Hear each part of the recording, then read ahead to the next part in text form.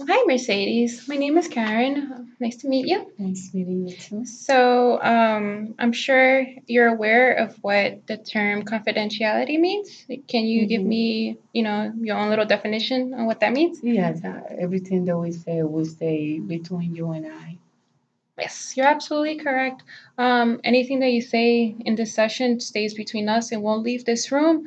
The only thing I need to explain to you is that if I feel that you are going to harm yourself or harm others, I would need to report it to a third party.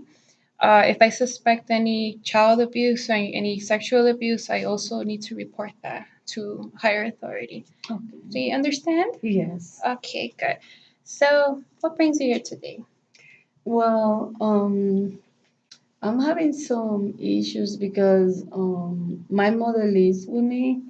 But before she used to live in Boston, and she decided to come and move with me to stay for a little while.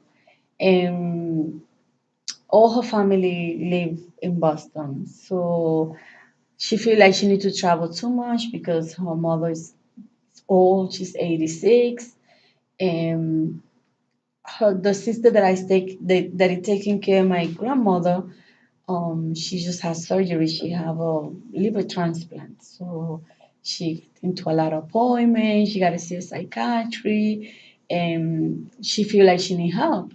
So that's the reason why she told my mother like it's time that she move back again to Boston, so she could come and either move with my grandmother or just come in a daily basis to stay in the house and help my her sister.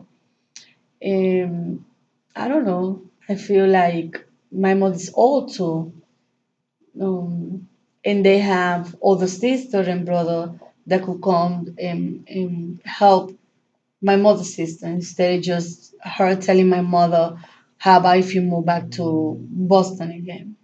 So that making me feel a little bit uncomfortable because I don't want to put myself too much into the problem because that's between sisters and I'm just a granddaughter. But at the same time, it's my mother, and I feel that I should be able to tell my mother, no, I don't want you to move to Boston. I want you to stay with me because I could take care of you here and you won't have to worry about anything. Now my mother gonna have to look for an apartment and wake up early in the morning to in case that my grandmother has an appointment and my grandmother is blind. So it's kind of like a hard situation that is going on right now. So, what I'm understanding is that you feel like you can't really interfere with your mother's situation, and you feel. What do you feel? How do you feel about that? That you can't interfere? Well, I feel that because they sisters, Okay. like, Mhm. and at the same time, I know my aunt is right because she was in a hospital like almost for a year, and and now she feel like that she have a second chance. She want to enjoy her life. Plus, she get a lot of appointment. I understand that she's right, but the problem is there's like another eight siblings over there too.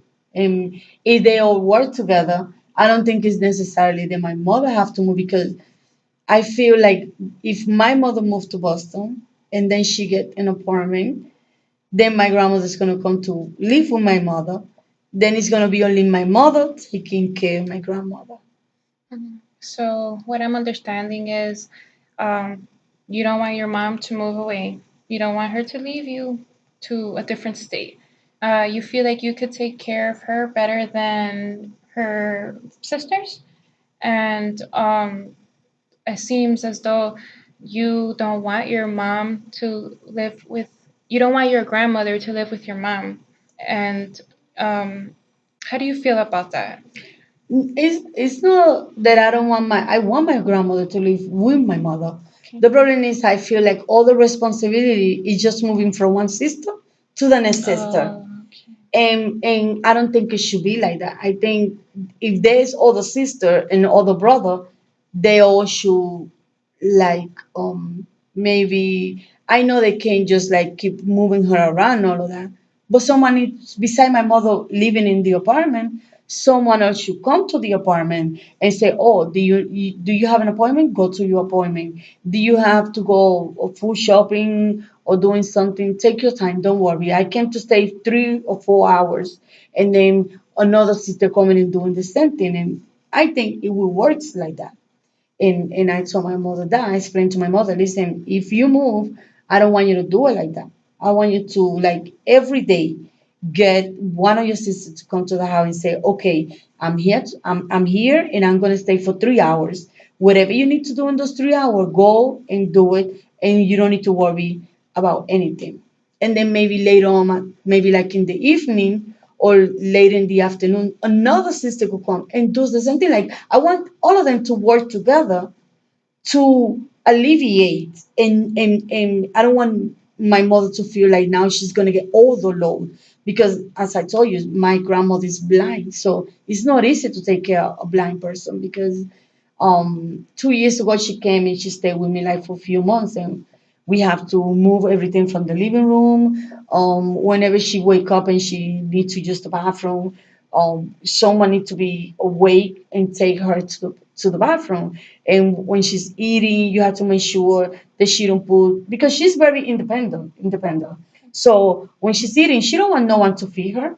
She take the spoon and she eat by herself. But you need to be there to see what she putting in her mouth. If she need water, you need to put the glass in a way that is Mhm. easier for her, because even though someone came to teach her how to um, do things, even though she's blind, she was kind of old when she became blind. So it's not easy for her to learn. And like I say, it's worry me because I know it's gonna make some conflict in the family. So, from what I'm understanding, is that you feel like the responsibility should be shared with every family member to help your mom. Am I correct? Yes. Okay. Now, it seems like you're very stressed out. Have you tried talking to your mother about, the whole moving situation and the whole, getting help from every single family member? I did. I spoke with her, and um, I tell her already, because my mother is like, she's not the argue type, but she wouldn't let no one try to take advantage of her. So I don't want her to move to Boston and then the conflict is gonna start. So I told my mother like, you moving to Boston because she feel like, because she's living with me, like she's taking my space in the house. So she wanna have her own apartment. And I understand how she feel, because at a certain age you would like to have like a feeling that something belong to you, and living with me make her feel like it's not really her apartment, and I respect that. I don't have a problem with that. But the only problem is my mother get a lot of appointment herself, and if now um it's not like she's gonna live by herself. She could wake up at any time that she wants to wake up. She could go anywhere that she want to go. It's not gonna be like that, because the fact that she's gonna have a disabled person in the house, now she's gonna have to be like putting an alarm clock, waking up early, giving my grandmother a bath, and because I know my grandmother get home A, something like that, but it's not the same. I know my mother. My mother loved her mother so much that she feel that she need to devote herself just to her mother. But at the same time, my mother is ill. She have some back pain, and she have real bad arthritis. So I know she won't be able to function the way that she want to function. So kind of worry me. Not in a sense that I don't want her to do that for her mother, because I love my grandmother, and I wish my grandmother could come and live with me, because I lived with my grandmother for like for 5 6 years when I was small. So I love my grandmother. But my point is, they're just leaving all the responsibility to one daughter. It's not fair. So I don't really want to like come to Boston and talk to all of them because they're gonna say, but you're not a daughter, you're just a granddaughter. You should leave all of that to us. So that's the only part that give me a little bit of stress. That I wish I could be the mediator and like going over there and say, how you guys gonna help each other with my grandmother? But I know it shouldn't be me. So I'm trying to train my mother to say those words like, okay, I'm gonna move back to Boston. How we gonna do with my mother? Who's gonna come to the house in a daily basis and help me? I totally understand how you feel. Um, have you tried talking to your mom about, any other options, um, aside from, leaving, going to Boston? Um, you know, I understand that it's very hard for you to try and talk to her siblings because they basically say that you're not, a daughter, you're just a granddaughter. I totally understand that. Um, have you like tried talking about other options aside from moving out, or as far as any options regarding your grandmother? Well, the only other option that I told my mother is like, you don't have to move if you don't want to. So, but she wants to move. So now, if her decision is to move, I will be selfish if I say don't move. But I want her to be aware that she moving to Boston and my grandmother's gonna come to live with her. So she won't have the free time because she like to sleep like until like 10 or 11. Now she won't be able to do that because she will have a disabled person in the house that will require her attention. And having a blind person in a house is like having a child.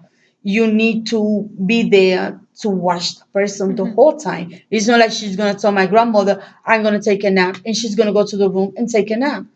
Because what about my grandmother needs to use the bathroom? How she's gonna communicate with my mother if she's in a different room? So these are the things that kind of worry me right now. Since it worry me, I don't want my mother to feel like, oh, my daughter was right. She told me the whole time not to move, and now I put myself in a situation. I don't. I love my mother, but it's like I'm not gonna have time. I don't want to see my mother question herself because it's gonna create conflict. And if she call like one of her sisters and say, "Can you come over?" They say, "Oh, but I'm busy too." I know it's gonna create a conflict because she's gonna be like, "Oh, but she's not only my mother. That's the reason why my mother had 18 kids. Someone should be able to come and watch my mother while I go for my appointment." And that is where I not that I feel frustrated, but kind of worry me because I feel they should put like boundaries, like, okay, we're gonna make a schedule. Someone is gonna who's gonna come on Monday, who's gonna come on Tuesday, who's gonna come every single day. Someone should come to the house, at least one or two, and tell my mother, okay, you go ahead, do whatever you have to do. Or no, I just came here and today is gonna be me who's gonna give my mother a bath. I brought food for you and for her, so you don't have to cook. You see, like I want to see them established before my grandmother comes to live with my mother. I don't want that my grandmother come to live with my mother, and when my mother starts feeling like everything coming to her like that, and then she's gonna start calling everybody, getting upset. I don't want that to happen. I want them to talk, and have a good communication and saying like, oh no, you okay, she's gonna live with you. You don't have to worry about that. Every day you're gonna have somebody who's gonna come and help you, and we also gonna help you financial because, like I said, my grandmother used diaper, and it's very expensive, and she drink the insurance milk, and she had to follow a diet because she's diabetic too. So it is a lot of work just to put all the responsibility in my mother. I feel like they should talk before, even my before my mother moved. Oh, you're gonna move? No problem. You don't need to worry about that because you will all will get one of us to come to your house and help you. So it seems like the real big issue here is that you feel worried that your mom is moving away and there's no communication between the siblings, between her brothers and sisters, and who's going to take care of her mom, their mother. So you feel worried because you can't interfere, you can't help you can't help with the communication between everybody. Um, so um, And so, how does this how does this affect your life personally? Like, do you have a family as well? Yes, I had kids, but like I said, the only way they affect me is I don't really need. I want my mother to live with me, but it's not like I need my mother to live with me because that's a different.